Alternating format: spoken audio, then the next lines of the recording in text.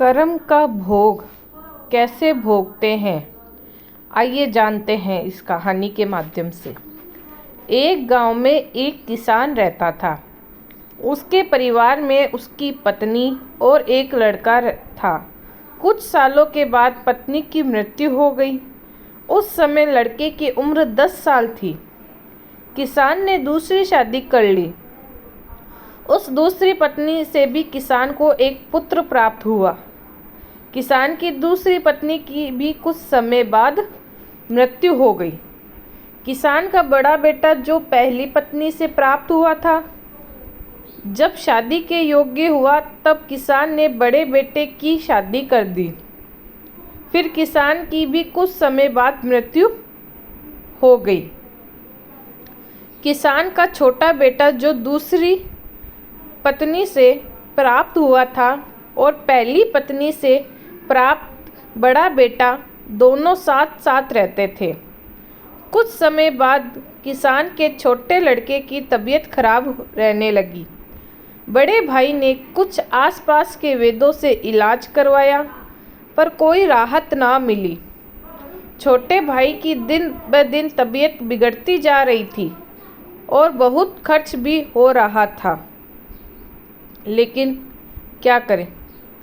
एक दिन बड़े भाई ने अपनी पत्नी से सलाह की कि यदि ये छोटा भाई मर जाए तो हमें इसके इलाज के लिए पैसा खर्च ना करना पड़ेगा और जायदाद में आधा हिस्सा भी नहीं देना पड़ेगा।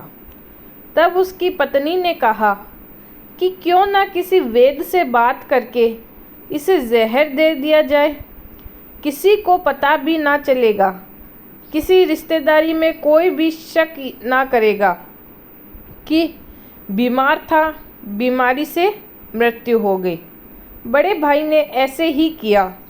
एक वैद्य से बात की कि आप अपनी फीस बताओ, ऐसा करना मेरे छोटे बीमार भाई को दवा के बहाने से जहर दे देना।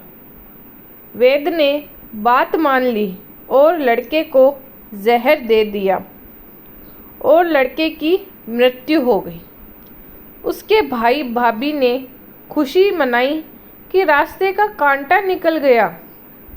अब सारी संपत्ति अपनी हो गई।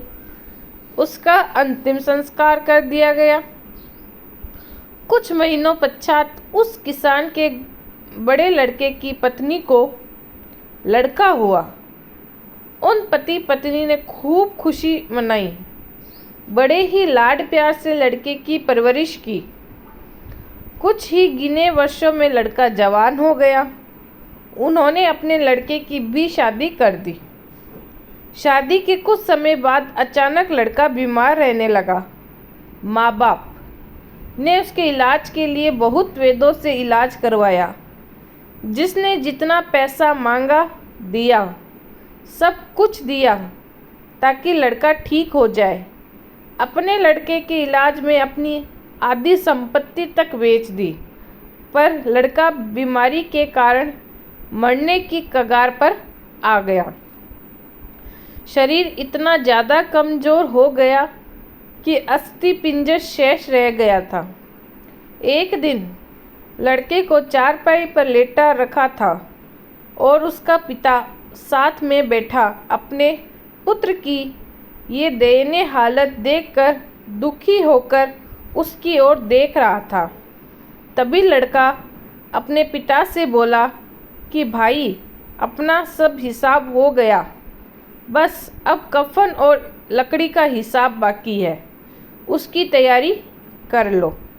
ये सुनकर उसके पिता ने सोचा कि लड़के का दिमाग भी काम नहीं कर रहा है बीमारी के कारण, और बोला, बेटा मैं तेरा बाप हूँ, भाई नहीं। तब लड़का बोला, मैं आपका वही भाई हूँ जो आपने जहर खिलाकर मरवाया था। जिस संपत्ति के लिए आपने मरवाया था, मुझे अब वो मेरे इलाज के लिए आधी बिक चुकी है। आपकी शेष से हमारा हिसाब हो गया। तब उसका पिता फूट फूट कर रोते हुए बोला कि मेरा तो कुल नाश हो गया। जो किया मेरे आगे आ गया, पर तेरी पत्नी का क्या दोष है जो इस बेचारी को जिंदा जलाया जाएगा? क्योंकि उस समय सती प्रथा थी, जिसमें पति के मरने के बाद पत्नी को पति की चिता के साथ जला दिया जाता था। तब वो लड़का बोला कि वो वेद कहाँ है जिसने मुझे जहर खिलाया था। तब उसके पिता ने कहा कि आपकी मृत्यु के 3 साल बाद वो मर गया था। तब लड़के ने कहा कि ये वही दुष्ट वेद आज मेरी पत्नी रूप में है, मेरे मरने पर इसे जिंदा जलाया जाएगा।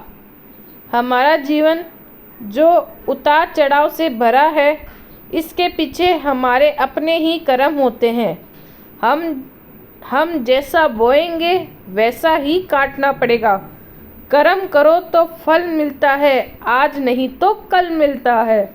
जितना गहरा अधिक हो कुआं, उतना मीठा जल मिलता है।